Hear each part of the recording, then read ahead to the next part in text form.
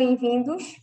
É com grande entusiasmo que a Fundação Manuel António da Mota apresenta mais uma nova Conversa Consciente.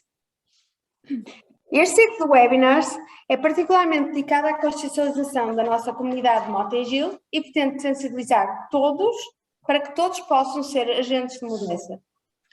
Hoje vamos falar de escolhas e na criação de modos de vida sustentáveis. Para isso contamos aqui hoje com a presença da Filipa e do Paulo Pereira, um casal fora do convencional, completely out of the box, como se diz. E o Paulo é formado em Biologia, um grande entusiasta da natureza, da botânica, da biodiversidade. E a Filipa é animadora sociocultural e organiza e promove o Festival Tradidanças em São Pedro do Sul. Eu espero ter dito bem, Filipe. Sim, está ótimo.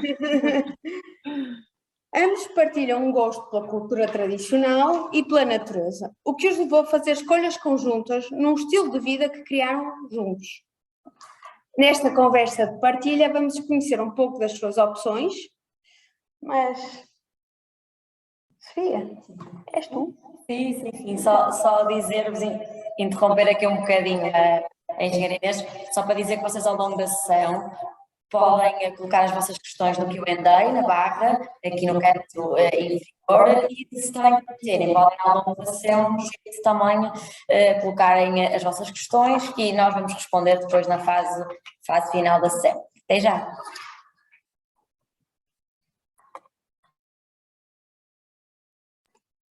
Eu peço desculpa, mas estava a falar do som, mas isto do som está complicado porque a Sofia está aqui à minha beira.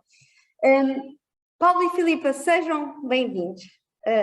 Antes de mais, desde logo, eu gostava de ouvir em primeira mão quando é que vocês, como casal e cada um individual, porque eu não sei como é que começou essa vossa consciência, quando é que começou essa consciência da necessidade de formar um estilo de vida sustentável?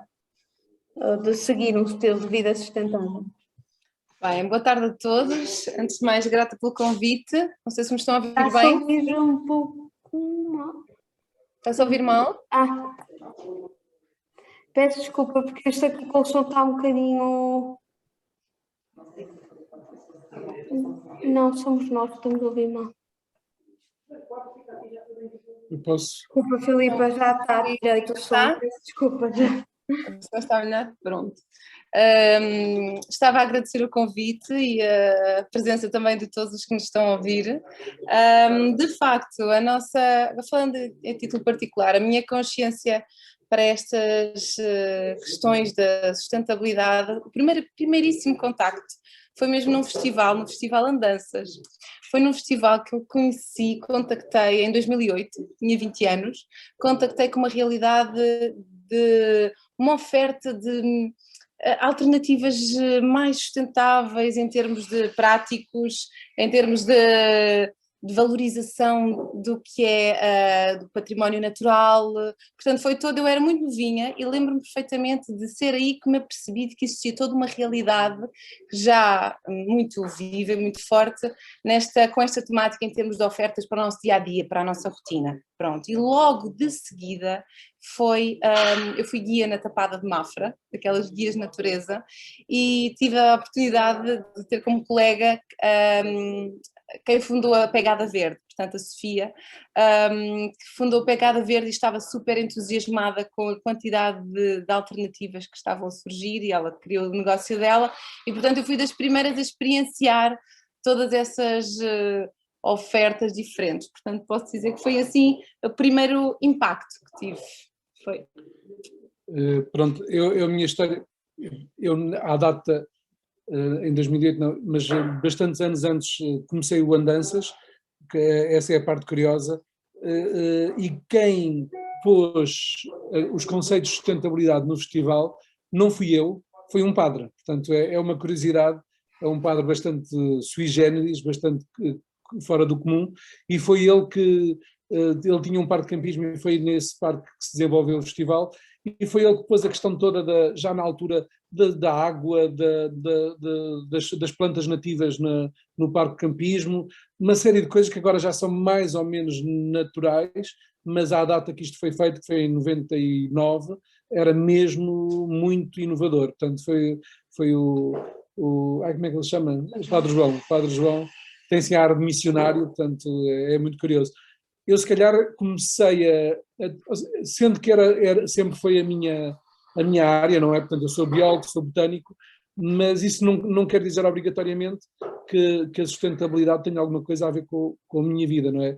E se calhar foi com esse padre que eu fiquei assim, pelo menos sensibilizado para a questão da gestão da água, porque aquilo era no cimo da serra e era preciso andar à meia da noite a buscar água nas fontes, e toda essa questão, seja da gestão da água, seja da parte natural, seja da parte depois do lixo, portanto ele tinha muita preocupação já na altura de fazer compostagem, etc.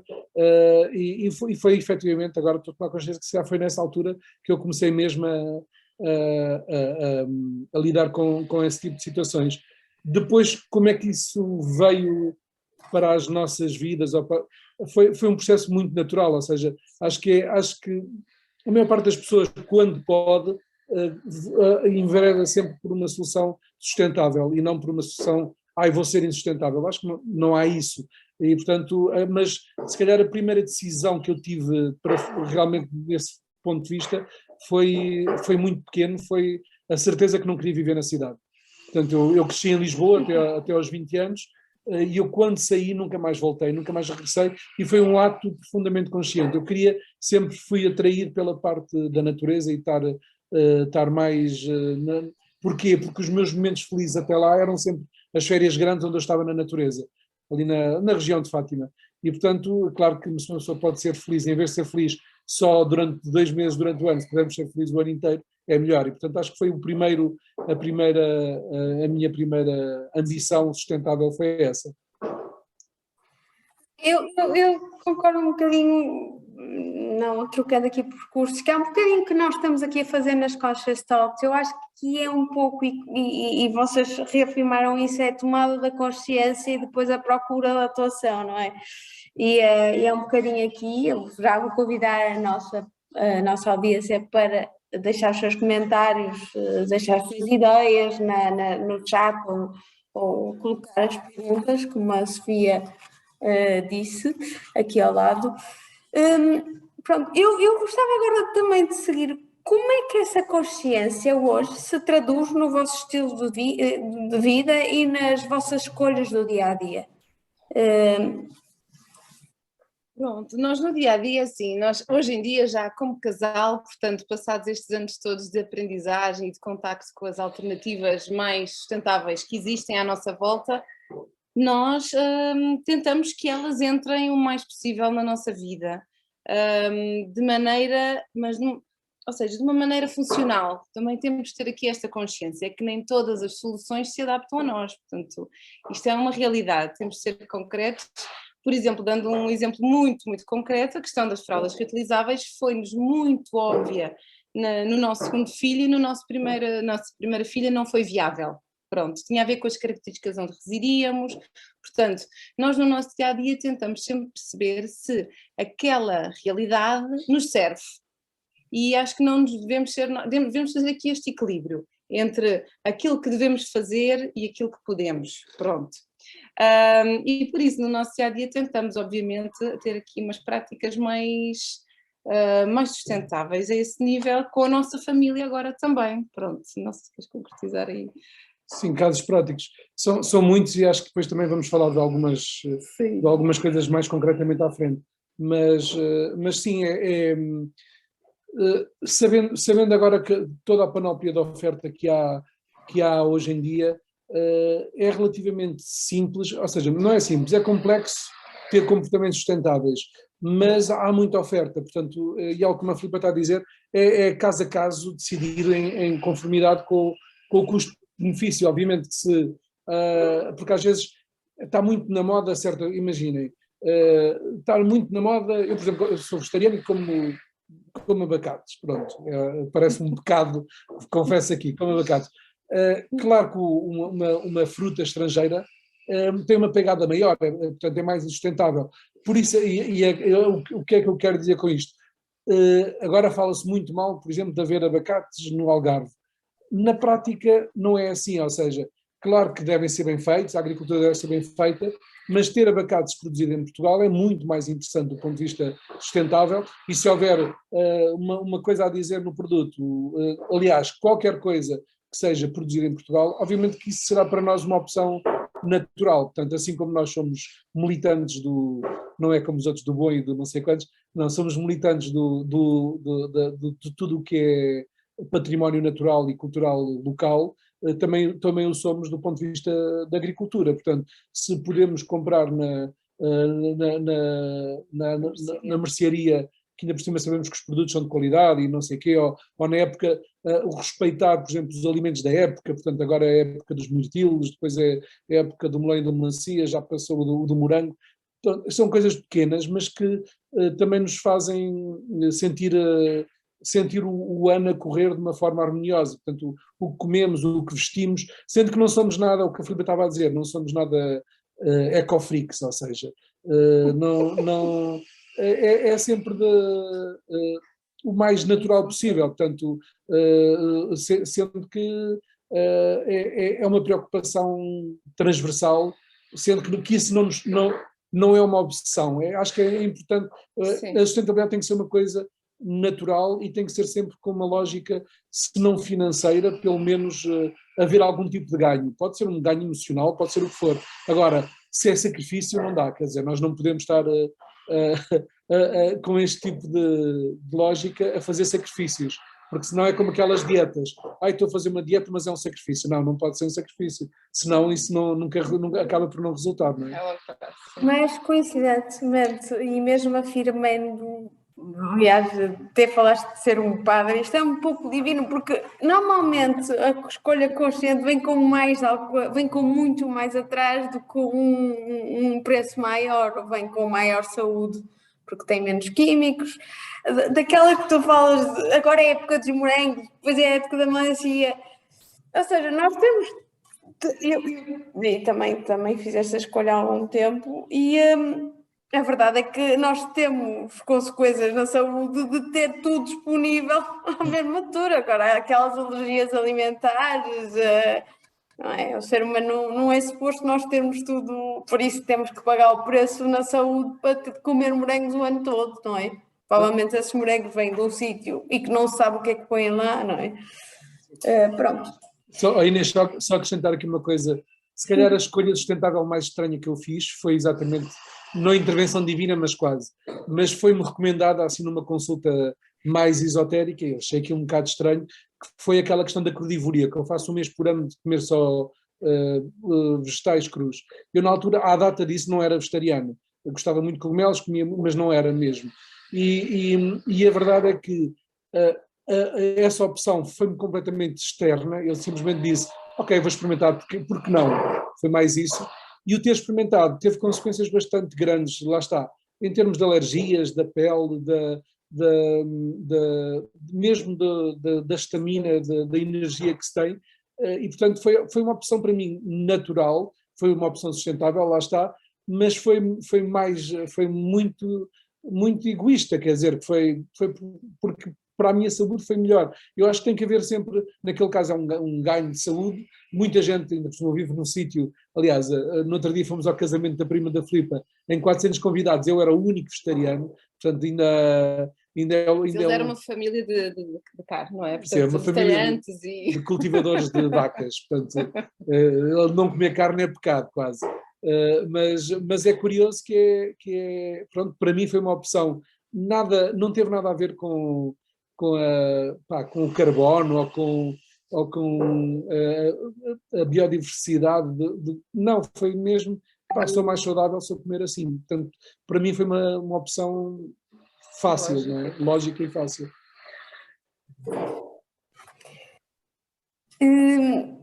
Já falamos da vossa casa, vocês vivem em São Pedro do Sul, se não me engano, não é? E como todos sabemos, a casa, a habitação no agregado familiar é é uma das causas de maior consumo energético, maior consumo material, maior produção, onde temos a maior produção de resíduos, pelos alimentos e etc. Como é que a vossa consciência e os vossos conhecimentos que vocês foram angariando ao longo da vida se traduziu na escolha da vossa casa, desde a arquitetura, às escolhas de energia, fonte de energia, tratamento de águas, que eu sei que vocês têm uma fitoetar e sendo engenheiro do ambiente não é muito comum, e já existe, já conheço. Já existe a tecnologia de fitoetar, mas não é muito aplicada, não é? Infelizmente. Mas eu gostava de ouvir sobre isso. Como é que a vossa consciência e a vossa casa, como é que vocês aplicaram a vossa consciência na vossa casa? Eu posso começar esta. Há muitas coisas, mas eu vou tentar resumir.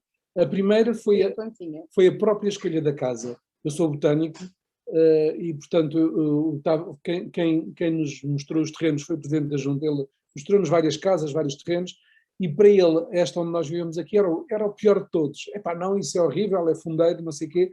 E eu disse, não, é esta que é de certeza absoluta. E ele ficou assim um bocado, estranhou um bocado. E a razão foi porque nós, esta zona de São Pedro do Sul, do Volga, é uma região atlântica com algumas geadas e algum frio matinal no inverno.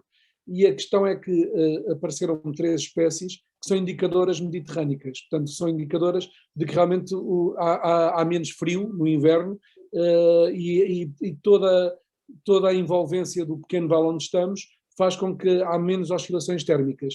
Isso é interessante tanto para fazer agricultura como para a economia energética. Portanto, aqui enquanto do outro lado do rio estavam 2 graus mais baixos, aqui estão 2 graus acima, portanto eu gasto menos dinheiro depois a aquecer a casa.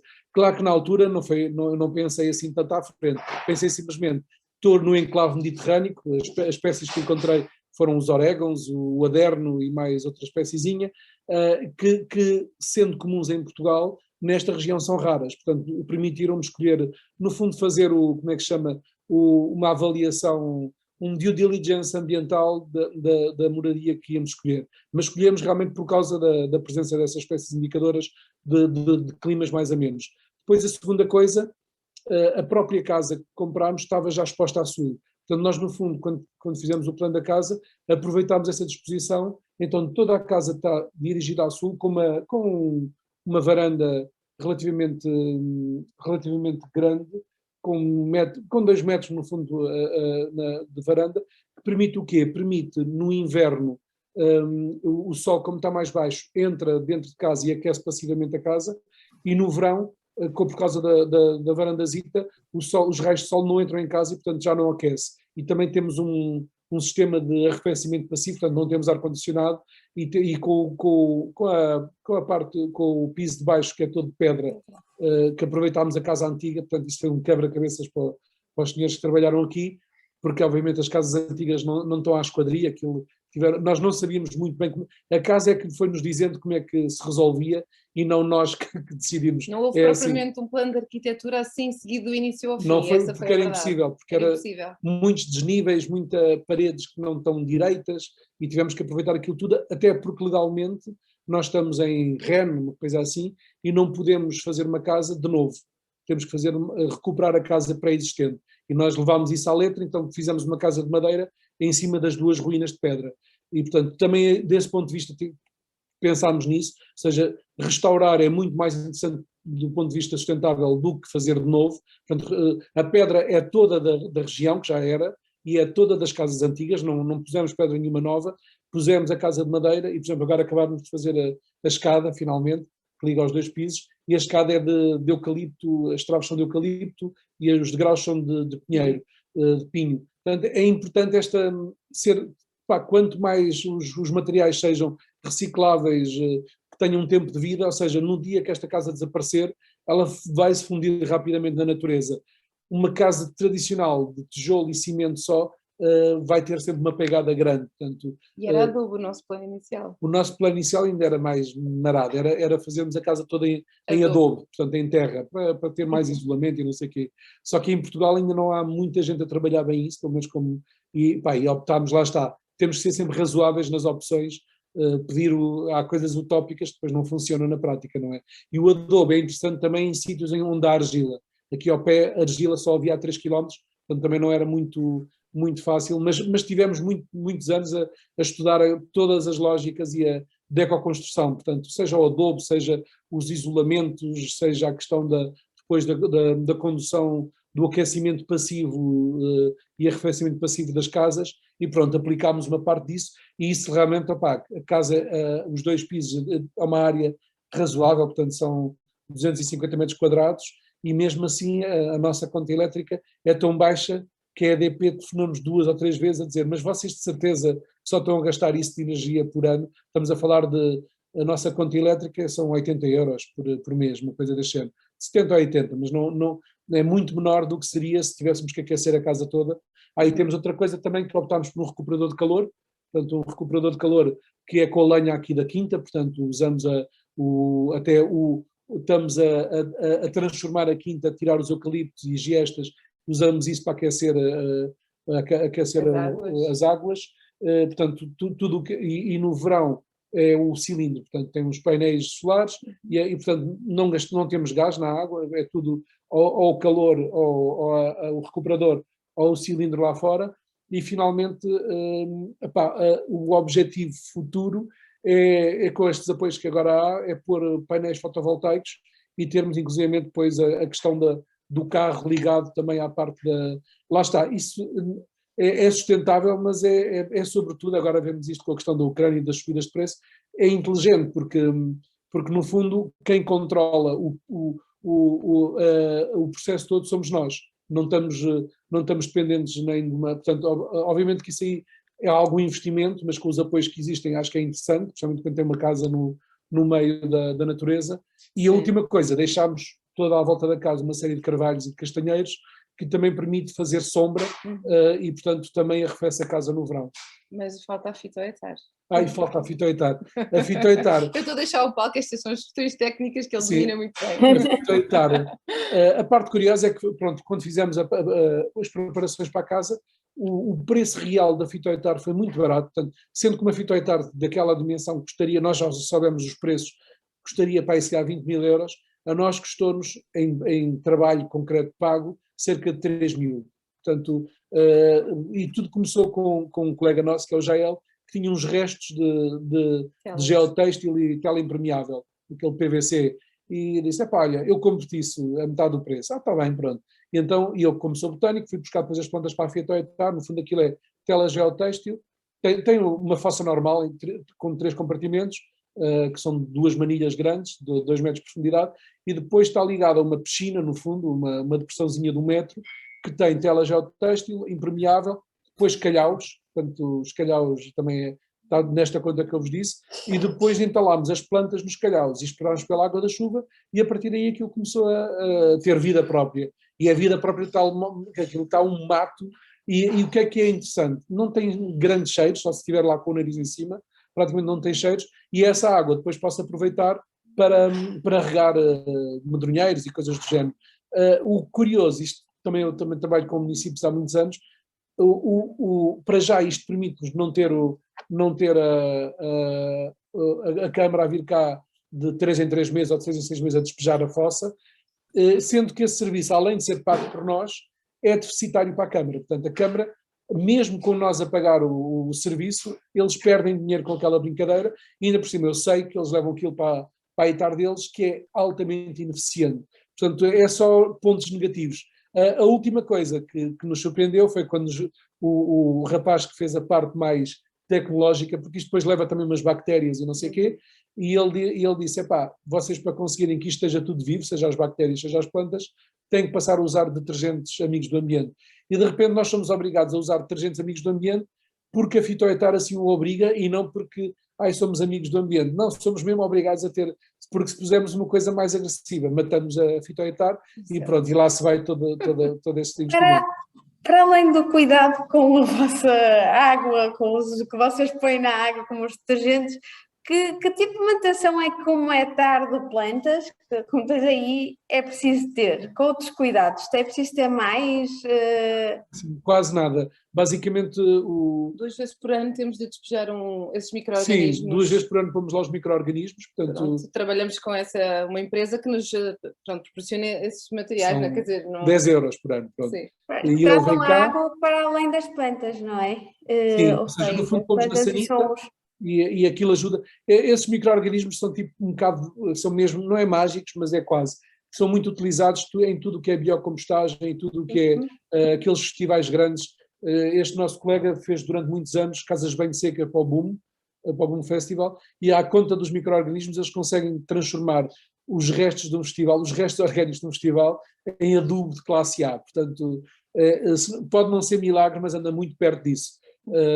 E realmente, claro que aquilo tem tudo uma metodologia e uma receita, e nós, se calhar, temos também a sorte de ter o João, que chama-se João Raposo, aqui perto de nós, e que faz, pá, uma pessoa não dá para tudo, não é? Portanto, é sempre bom termos a questão do procurement e termos o ecossistema da nossa própria família, as pessoas certas, por exemplo, a pessoa que vem desmatar, a pessoa, ter tudo certo à volta é também muito interessante, e termos essas relações e ser tudo fácil, não é? A única coisa aqui que não é fácil é a televisão, que o homem, primeiro que nos venha cá arranjar o meu, demora um mês, mas pronto, mas Mas não mas temos em temos. todos os canais. Não temos, falta-nos um canal, um ao outro. Três, Mas, somos 3.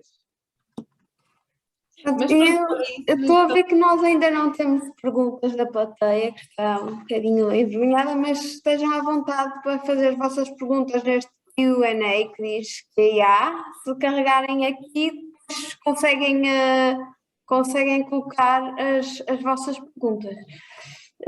Ou no chat também, podem fazer de maneira. Embora eu não estou a ver o chat. Ah, está aqui.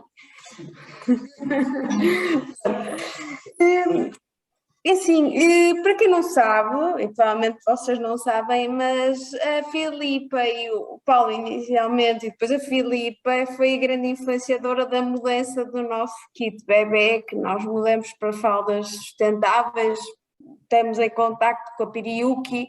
Nós tínhamos também queria fazer um kit bebê local, não mandarmos vir da China, nós temos um saco e já estava. Também é uma maneira de fazer os pais pouparem dinheiro. Claro que nós não damos, mas resolvemos que havia poupança, tudo se juntou e já informa também que vamos ter na Fundação workshops de como usar as fraldas.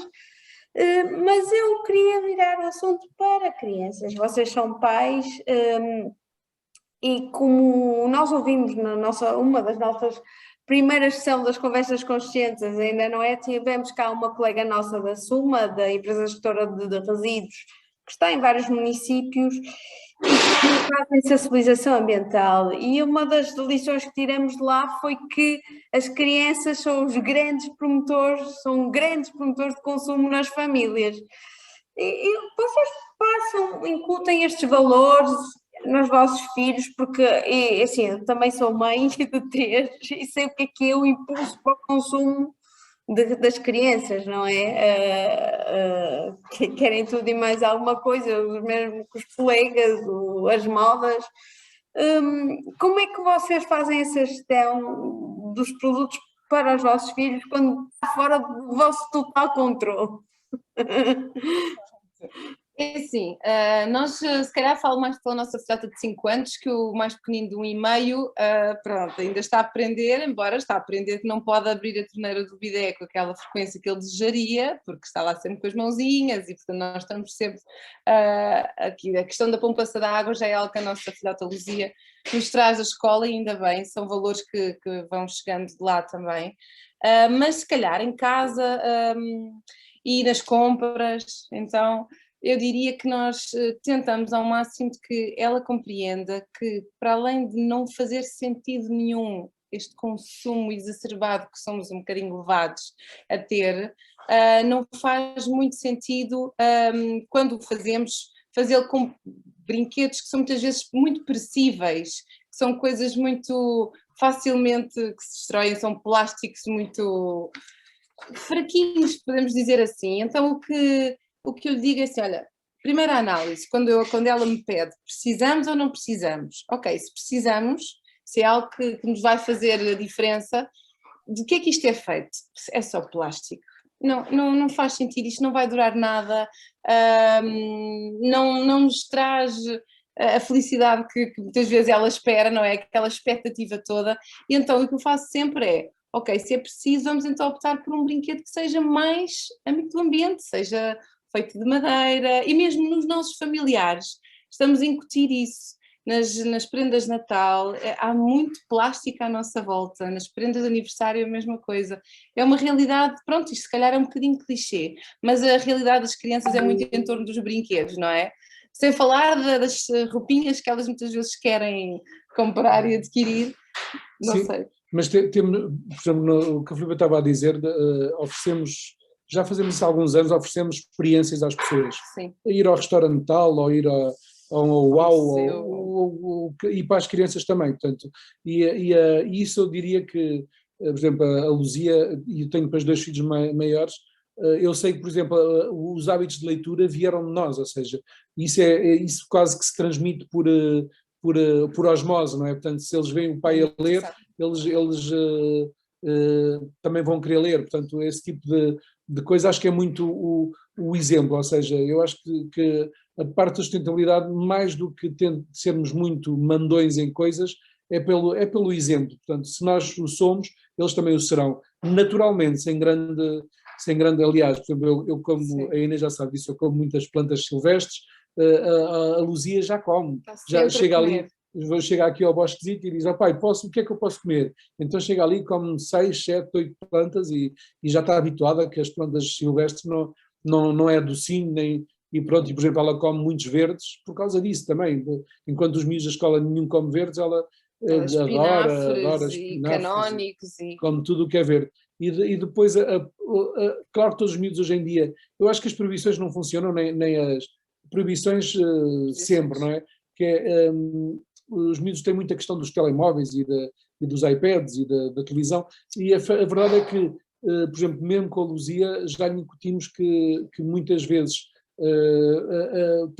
dizemos agora chega do telemóvel e vai brincar. E ela chega, então quando está com as amiguinhas e quando não sei o quê, passa o tempo todo já a brincar e pouco liga ao telemóvel. Depois quando vai para a escola, sim senhora, tem o telemóvel, ou seja, ela também não é a mesma coisa. No caminho para a escola. No caminho para a Às escola, vezes, sim. entretém-se São com o 20 telemóvel. minutos, pronto, ainda são 20 minutos. Mas nem sempre. é muito equilibrado e tu vês que não fica aquela coisa da obsessão do telemóvel, não tem, e a questão da experiência mesmo, lá está, o festival que a Filipe organiza, que é o Tradiranças, valoriza muito isso, ou seja, no fundo o que levamos é as pessoas a fazer experiências, portanto o slogan quase que era isso, não se vem ver, vem-se fazer. Exato, é participar de uma forma muito ativa em todo o evento, sim. Seja na parte das tradições, seja na natureza, seja na parte da dança, de aprender danças novas, mas sempre com as pessoas a fazerem parte. E os miúdos, por exemplo, no outro dia estávamos no casamento e a Luzia disse-nos mesmo assim, mãe, eu gosto muito dos balões, e estava lá não sei o quê, mas gosto muito daquelas danças, está toda a gente a dançar e não sei o quê. Portanto, a parte, e eu acho que isto é curioso, que com o Covid as pessoas começaram a dar muito mais valor ao contacto físico parece que isso estava quase a desaparecer e de repente vai-se agora, há festas em todo lado e vê-se muitos miúdos nas festas, coisa que antes não se via, parece que os miúdos ficavam todos em casa com os telemóveis e agora voltaram outra vez, portanto voltaram à rua e a brincar na rua e pronto, eu nisso sou muito otimista e acho que as coisas é por ciclos e claro, mas é mesmo pelo exemplo, só não dizermos do alto do nosso pedestal de pais e tentar que eles façam só porque sim, não acontece. Se nos virem a fazer, claro que eles vão fazer também, é mesmo assim. E outra questão também, ainda voltando aos brinquedos, que é todos aqueles que já não fazem sentido estar à nossa volta, eles têm de ter um novo destino. Portanto, nós estamos constantemente a olhar para todos os brinquedos que temos, que ela tem, e a perceber se faz sentido ou não continuarem perto. Portanto, também estamos sempre a incutir isso fora. Depois de sair do telemóvel, ela tem de ir brincar com eles, senão não faz sentido. Se passam 20 dias e ela não tem tempo de contacto com toda a realidade que tem no quarto, cheio de brinquedos, então não está a fazer muito sentido isto. E nós levamos lá a analisar um bocadinho em conjunto connosco. Sim. Isso é incrível, quer ver até essa organização. Não, mas não é fácil, ela. Sim, A primeira vez não gostou nada de Pois abdicar não. dos brinquedos, mas pronto, agora gosta porque é para meninos que precisam e não sei o quê, e já percebeu. Nós também fazemos limpeza de vez em quando dos brinquedos e é sempre para meninos. E é engraçado como é que há miúdos que têm exatamente o excesso e depois há os deficitários, não é? E a realidade dela, por acaso, as coisas que ela mais gosta, e nem sempre é muito possível, é que ela gosta mesmo de entregar o brinquedo a alguém. Ou seja, saber que aquele brinquedo dela foi para aquela pessoa, porque às vezes pôr num saco é muito impessoal. E no caso dela, eu percebo mesmo que ela gostava de chegar mais perto, e nem sempre é possível, mas pronto. Eu não sei se têm a mesma experiência que eu, mas normalmente menos brinquedos quer dizer que eles brincam mais. A certa altura, quando nós fazemos, parece que É a sensação quando eu tenho, quando eu vejo o quarto está arrumado, quando o quarto está arrumado, eles chegam aos brinquedos todos. Quando o quarto está uma bagunça, quase não entram. Então é um bocado essa sensação. Se há muitos, não vão para lá. Se há poucos, aproveitam muito, estão ao alcance, estão mais perto.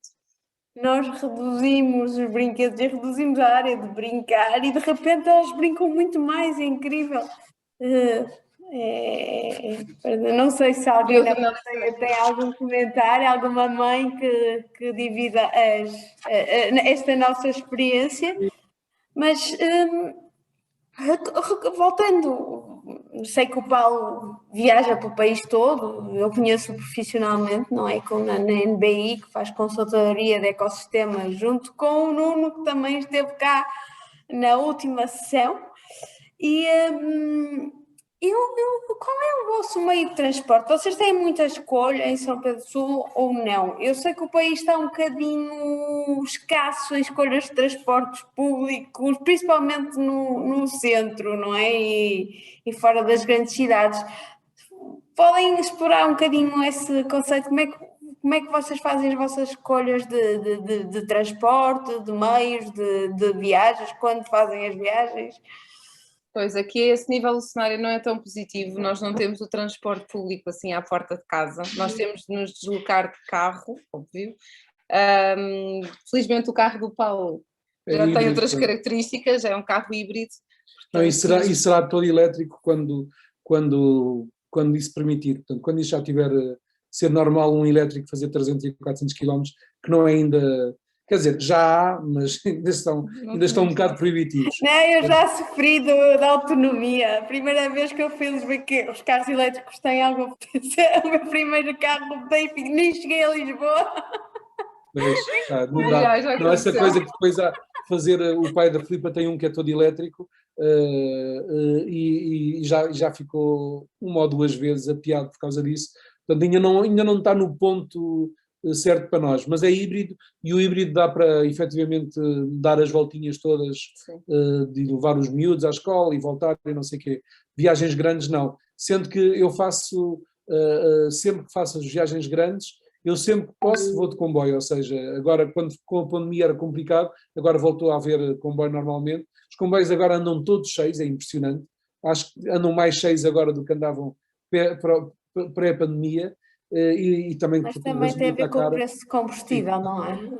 Portanto, mas realmente a pessoa daqui mete-me em meia hora. Eu gosto do sítio onde nós estamos, porque do ponto de vista do trabalho que eu faço, é muito prático, está mesmo no centro de Portugal, portanto demoro 1 hora e pouco a chegar ao Porto, demoro 2 horas e meia a chegar a Lisboa, se for atrás dos montes demoro 2 horas ou 3 horas, Algarve é um bocadinho mais duro, mas pá, por exemplo de comboio dá para apanhar um comboio de manhã e voltar ao fim do dia, em Aveiro e voltar ao fim do dia, portanto, claro que é uma gandas, são 10 horas de viagem, mas pronto, no comboio consegue-se fazer outras coisas, eu gosto bastante desse transporte, também usamos as caminhonetas também usam aqui, e quando a Rede Expresso, e a Luzia também quando for maiorzinha, também há um transporte escolar que passa a 1 quilómetro daqui, pronto.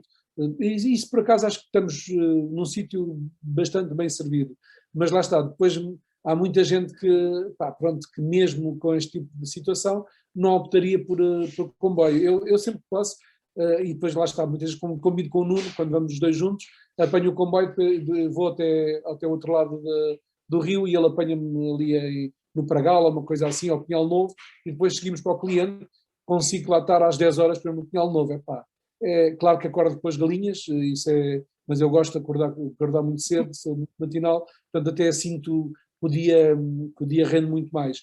De futuro, quando tivermos os painéis fotovoltaicos, acho que aí conseguimos mesmo que a pegada seja mais baixa, porque aí estamos em casa, não é? Os painéis Talvez eu também alimentam. tenha um carro assim. E eu acho que é um carro, e a Filipe também há de ter um, mas acho que é um bocado essas contas dos painéis. Hoje em dia parece que não rende, porque não sei o quê, porque eu acho que as pessoas também ainda não puseram bem nas contas todos os custos que têm com o carro. Porque quando o carro entrar na lógica de ser alimentado com a tomada elétrica, aí o custo, ou seja, o retorno dos fotovoltaicos é capaz de ser muito mais rápido. Mas pronto, confesso que ainda não estudei suficiente e tenho que experimentar, portanto vamos experimentar agora com os apoios fazer isso.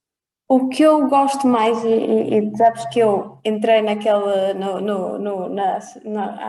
há 2 anos, há um ano e meio, entrei naquela associação das alterações climáticas, do Al Gore, de sensibilização, e há sempre uns sites que me fez, a vossa fita etária fez lembrar um bocadinho, depois de ter falado contigo, da escolha que vocês não tinham, rede de saneamento em casa e tudo.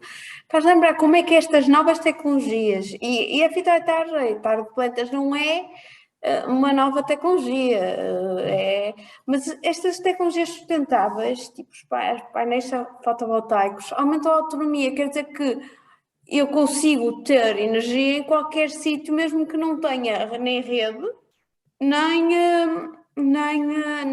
rede de água, nem rede de eletricidade, etc. Por isso eu acho que isto era até para a transição de alguns países, é um estilo de vida bastante bom, não é?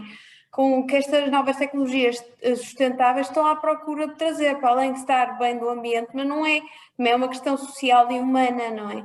E vocês estão muito ligados com a cultura, com o social, por isso eu acho que é muito... Aliás, foi a razão que nós nos convidamos, é que é natural, são um casal, e eu conheci o Paulo, conheci agora... É natural, é uma escolha que já é natural. Isto já é natural porque é consciente. E como vocês tomaram consciência, é fácil, porque ninguém está à espera de ter pegado a zero. O Paulo tem um carro, não tem pegado a zero, mas vai estar sempre a melhorar e tem alternativas, desde que seja economicamente viável, não prejudique também a vossa economia familiar, não é? Então, há aqui Em casa também é um ótimo passatempo, não é? E no final de contas também reduz alguma economia e traz benefícios para a saúde. Eu acho que é sempre bom. Há um detalhe que a Filipa não disse, mas que é importante, que é os meninos estão na escola no sítio onde ela trabalha. Portanto, Sim. nós no fundo só fazemos uma viagem, seja ela, seja... portanto ela vai, deixa os meninos da escola e está no sítio do trabalho. Claro. Portanto, isso realmente é uma coisa interessante e é sempre mais... E a parte só complementar aqui uma questão da casa que eu acho importante. Eu cresci em Lisboa, portanto conheço bem a realidade das cidades e a mim hoje em dia isso acho que é muito importante. Por exemplo, lá está, eu sou o diretor técnico da empresa, eu estou aqui, todos os dias estou com toda a equipa que está espalhada pelo país online. Portanto, a questão de termos realmente uma boa rede de internet é muito importante e há também uma parte militante nossa que é a questão do interior ser um sítio para viver completamente válido. E acho isso é válido e inteligente, porque consegues fazer uma casa de sonho, que é o que nós estamos aqui a fazer, por um valor de um T3 em Lisboa. Portanto, eu às vezes nem sequer percebo muito bem em certos trabalhos porque é que é-se obrigado a picar o ponto. Há trabalhos que, claro que sim, que é preciso estar lá numa empreitada, etc, etc. Agora, trabalhos de consultoria, trabalhos de comunicação, há imensos setores que se pode realmente trabalhar em casa, viu-se agora com a pandemia e para mim o que tu estavas a dizer de conseguirmos realmente ter quase aldeias sustentáveis, autónomas, mas bastante progressistas e desenvolvidas e com juventude.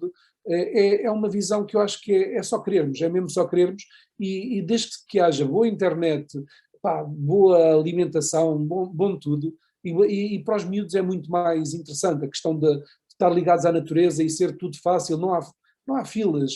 A coisa que mais me aflige em Lisboa, mesmo quando vou agora, é as filas e o estacionamento. Pá, não teres esses problemas na vida és muito mais produtivo, eu sei disso, ou seja, eu sei que o facto de viver aqui faz com que, apesar de termos 4 filhos, de termos um deles muito pequenino, etc., apesar disso tudo e de fazer almoço e jantar em casa, etc., mesmo assim eu sei que sou muito mais produtivo do que a maior parte das pessoas que estejam em Lisboa. Portanto, mesmo desse ponto de vista, há essa inteligência que uma opção sustentável realmente pode trazer para uma empresa mais disponibilidade de tempo útil, que é muito importante, porque passar 2, 3 horas por dia nas filas não é vida para ninguém. Sem falar dos custos dos serviços, das creches, sim, então, não dá para comparar essa realidade. Não vos dizemos os valores, porque isso é quase... Não, nós aqui na Mota-Gil também já temos um trabalho mais versátil e saiu uma ordem de serviço exatamente para permitir isso, e eu confesso que também utilizo essa abertura do grupo para, se eu não precisar de me deslocar, tiver trabalho de papel e computador, eu trabalho em todo lado, e mesmo aqui na Fundação Teams é recorrente e temos um projeto praticamente para o sucesso educativo todo à base praticamente de Teams, ou seja, quando não fazemos Teams é porque a criança precisa de acompanhamento presencial, mas sempre que é possível, e a grande parte é feito por Teams, por isso, e com jogos interativos online e para desenvolver as skills, os conhecimentos das crianças, tudo online. Hoje é a nova dinâmica trabalhar. Eu acho que isso é muito a favor até de uma sustentabilidade, e a transição digital também é uma ferramenta para sermos mais sustentáveis, não. Eu convido aqui a Sofia a dar uma palavrinha. Entra, está muito aqui. Eu peço desculpa, mas tem aqui a Sofia aqui à minha beira, por isso. Eu acho que eu só não estou a falar por causa do som. Só dizer que realmente que concordo, e acho que para mim que não tenho filhos, acho que é um exemplo muito bom que vocês estão a dar de sustentabilidade, e acho que as crianças claramente vão beneficiar com isso. Pronto. E agora ia voltar à alimentação, à vossa alimentação. Aqui já está. Pronto. Queria voltar à alimentação. Já falamos um pouquinho, e sei que o Paulo identifica plantas comestíveis praticamente em todo lado. E nós sabemos que a maior parte das pessoas não conhece metade das plantas, metade nem, só conhece uma pequena parte das plantas comestíveis. Já vimos que a Filipa não é vegetariana, mas o Paulo é. Sim. Eu sou híbrida, como os carros. Eu também sou, mas há um termo técnico novo. Flexitariano. É? Flexitariano. Exatamente, que é considerações de reduzir carne e peixe, que é para não fazer, mas não se iniba nada, desde que seja controlado, não é? Exatamente, é isso. O que é que nos recomenda a nós provarmos que exista, que não é comum, mas que possamos, ou seja, identificar ou estar no mercado, eu sei que já falou da castanha Castanha da terra, mas essa é difícil, essa é tipo uma iguaria que só se apanha nas montanhas em Portugal, na Serra da Freita, na Serra do Marão, na Serra da Estrela, mas é muito curiosa, é uma planta que uma vez que venham comigo ao campo eu mostro-vos porque vale a pena, portanto fica o desafio para um dia mais tarde. Coisas mais básicas, mas que vale a pena provar. No norte come-se muito pouco beldroegas, e agora nas hortas são infestantes no milho e em qualquer horta. Beldroegas é delicioso, é das coisas melhores. O pessoal que não conhece acho que aquilo dá muito trabalho porque é preciso tirar folha a folha, é mentira, é só tirar a raiz, de resto pode-se pôr tudo, mesmo com sementes aquilo dá para comer tudo, e basicamente eu faço, Cozinhas. pois é isso que eu ia dizer, eu faço de maneira muito simples, faço um estrugidozinho com cebola, depois ponho água a ferver, ponho as beldroegas e ponho duas coisas, que é um queijo fresco, por pessoa, um queijinho fresco. Para quem gosta mais de cabra, é o queijo de cabra fresco, quem gosta mais de ovelha, quem gosta mais de vaca, whatever, mas é um queijinho fresco, fica muito bom ali cozido ali na água das beldroegas, e um ovo. O ovo eu normalmente faço eu não gosto do ovo todo esfarelado lá por dentro, então faço assim uma frigideira à parte com um bocadinho de azeite e água e ficam muito bonitinhos. Portanto, depois emprato bonitinho em cada prato de sopa, a sopa de beldroegas com um queijito e eventualmente batata, principalmente se for da vizinha, nos dá sempre batatas na altura dela e com uma batatinha também para quem gostar. Mas fica é muito, muito bom. Deixa-me dar água na boca. O curioso disso a outra coisa é os cogumelos, ou seja, se puderem provar cogumelos silvestres, seja os cantarelos, seja os boletos, se não souberem, perguntem a quem sabe, mas é uma experiência que nunca mais esquecem de certeza. E a outra que ao nível das flores, agora eu embirro com algumas expressões, ao nível é uma delas, mas relativamente às flores, há uma muito interessante que é os capuchinhos. Os capuchinhos, a flor dos capuchinhos, não, capuchinhas, pesquisem, porque vê-se muito nos jardins. Eu tenho em casa, eu plantei em casa. Experimenta comer a flor sabe a agrião, é muito doce, portanto sabe a agrião e depois pica imenso. E tudo o que é crucíferas, tudo o que é da família das couves, os rábanos, os rabanetes, tudo o que é isso, a vagenzinha é muito interessante porque parece tipo o wasabi. Portanto, flores, a maior parte das flores, as flores de rosa vale a pena provar, flores de violeta, e dá muita graça, por exemplo, a uma salada, pôr assim uma florzinha em cima. As flores de esteva, para quem conhece as estevas, a flor da magnólia, quando é a época dela, é muito interessante fazer picles, por exemplo, e depois usar no empratamento como base de qualquer coisa. Dente de leão, que é aquelas amarelinhas, todas essas amarelinhas malmequeres, quase todas elas são comestíveis, e lá está. Pronto, eu depois posso mandar uma listazinha de coisas. Eu agradeço, nós agradecemos. Mas o que é que isto dá? Enriquece-nos as experiências, portanto, eu acho que o que nos marca na vida são as experiências, as más e as boas. Portanto, obviamente e as experiências alimentares é como um bom vinho. Se uma pessoa, alguém dizia no outro dia, a nossa vida é demasiado curta para bebermos mau vinho. Quem diz isto para comermos má comida, ou seja, temos que aproveitar e realmente eu dou muito valor a isso, e a Filipa também, o sermos um bocado epicuristas, não é? Não tem a ver com gastar mais dinheiro, não é nada disso, o que temos, valorizarmos muitas experiências.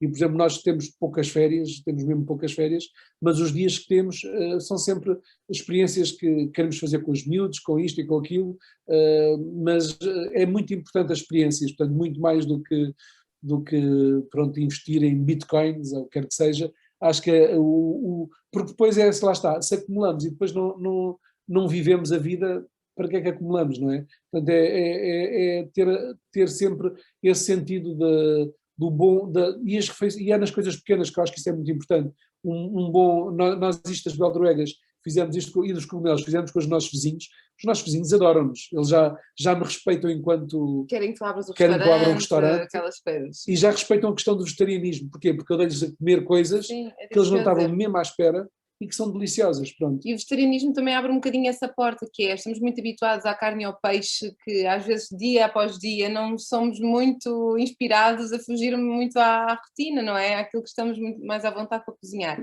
E o facto da comida de omitir, tirar completamente esses dois ingredientes gigantes, acaba por nos trazer muita riqueza e muita diversidade aos nossos pratos. É incrível as portas que se abrem, agora falando mesmo a sério, concretizando.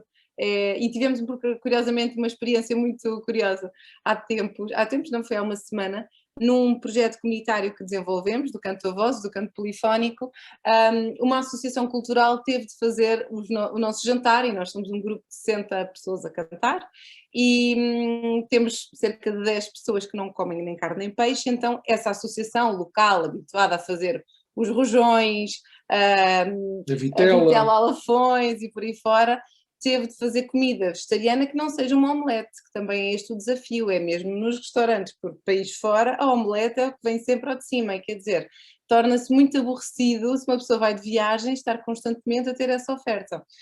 E eu falo porque muitas vezes eu escolho mesmo o prato que o Paulo, que ele é ótimo a escolher. Tudo em restaurante, as opções dele são sempre as mais curiosas para saborear, e a verdade é que essa associação foi desafiada a oferecer-nos uma opção vegetariana, e digo-vos que foi incrível misturar o saber, a forma de temperar daquelas senhoras com um desafio que elas, pronto, entraram sem sugestão nossa, fizeram um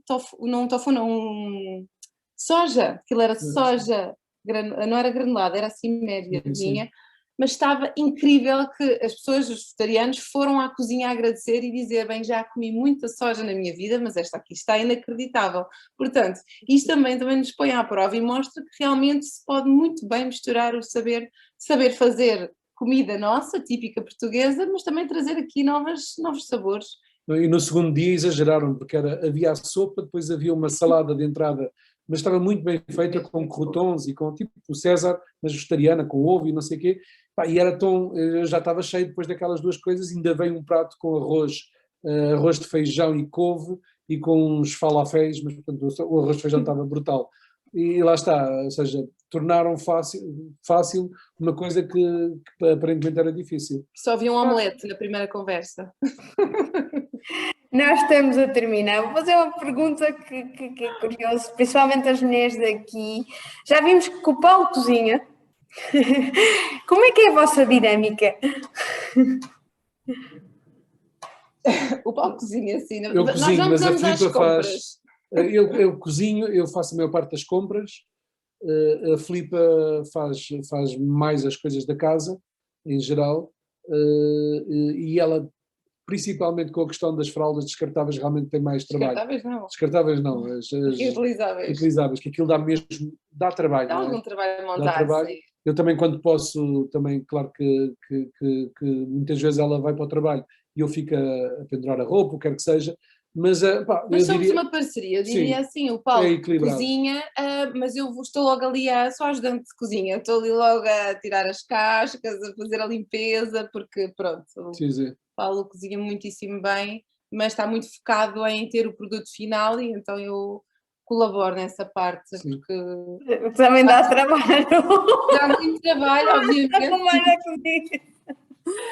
Sim, mas acaba por ser muito, muito mais simples, confesso, não ter de pensar em refeições, que é logo assim uma das grandes questões. Pelo menos a minha mãe estava sempre a dizer, não sei o que fazer.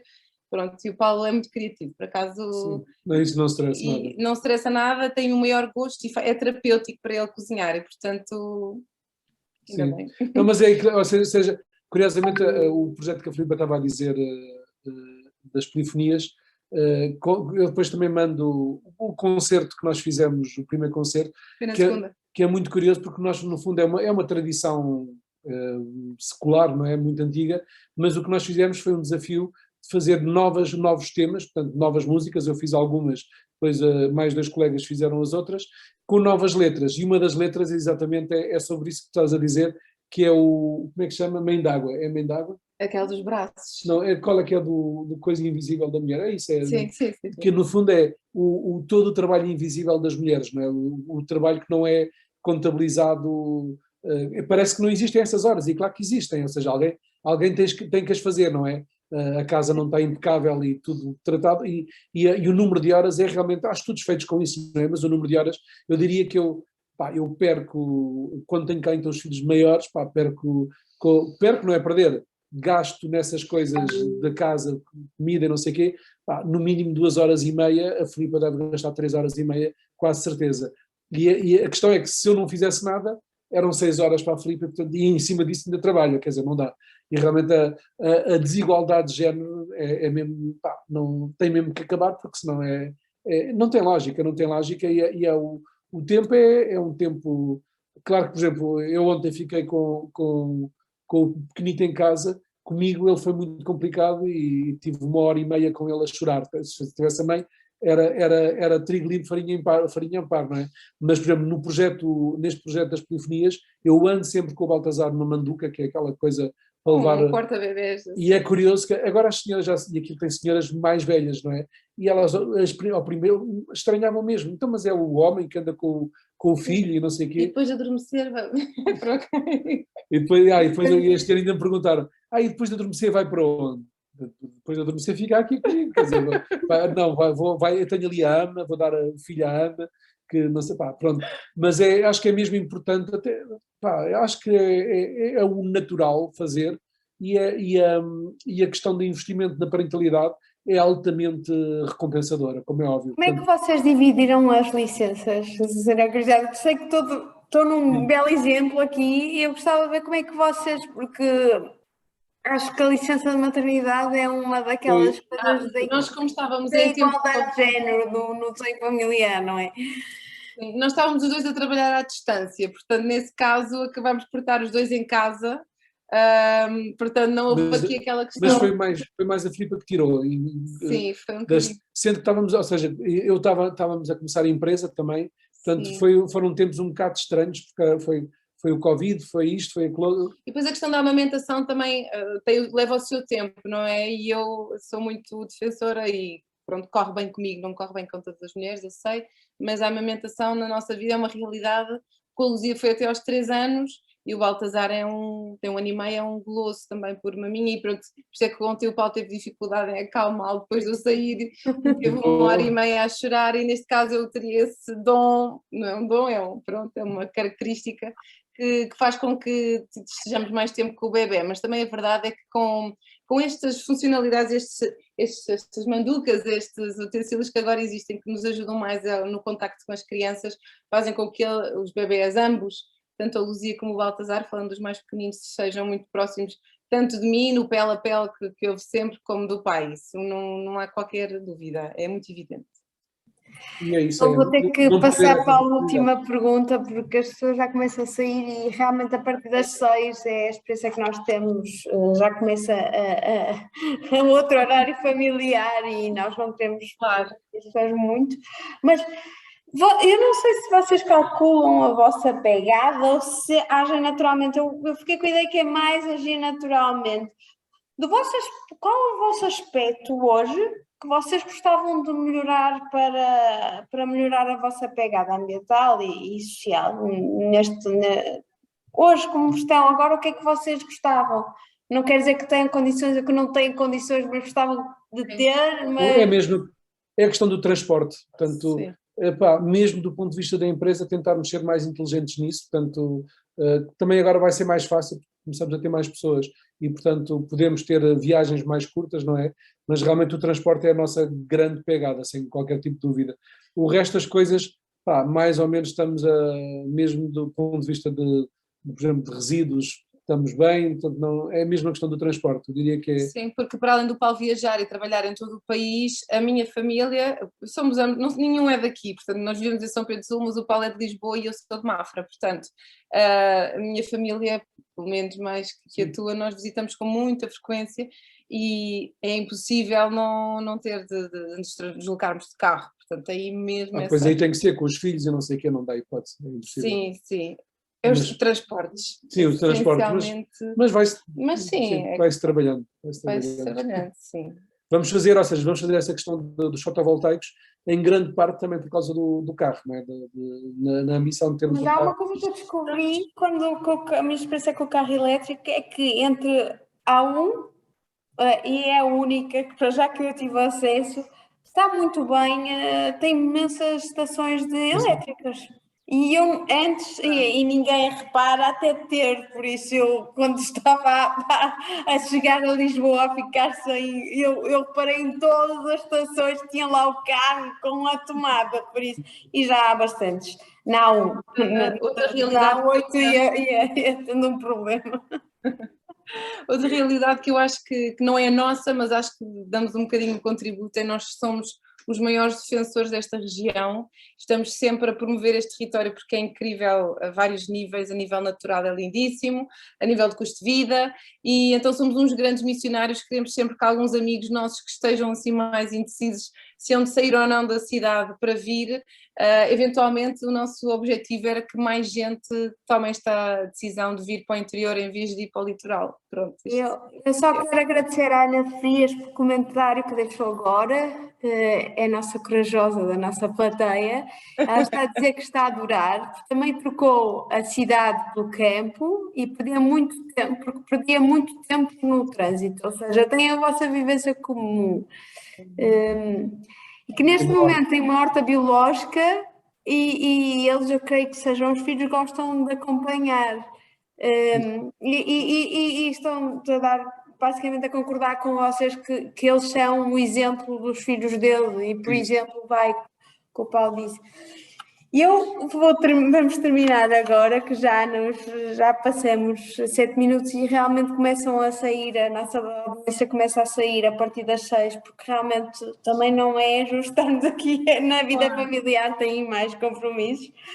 Filipe e Paulo, aproveito também para agradecer-vos o vosso contributo. Foi incrível esta conversa que nós tivemos e obrigado pela partilha. Nem toda a gente está disponível para fazer uma partilha tão aberta como vocês fizeram aqui.